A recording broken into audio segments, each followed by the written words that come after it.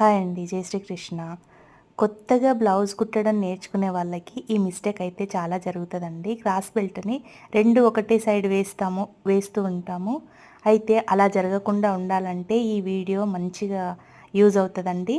ఈ వీడియోలో నేను క్రాస్ బెల్ట్ని ఎలా టూ సైడ్స్ ఎలా వేయాలో ఈజీ పద్ధతిలో చూపించాను. చూడండి ఫ్రెండ్స్. రెండు లైనింగ్లని అలాగే చేసుకున్నాను, రెండు మెయిన్ పీస్లని అలాగే చేసుకున్నాను.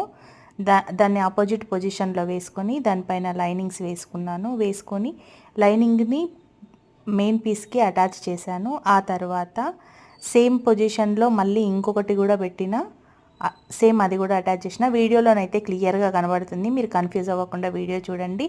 నా వీడియో కనుక చూసి నచ్చితే లైక్ చేయండి, ప్లీజ్ సబ్స్క్రైబ్ చేయండి ఫ్రెండ్స్.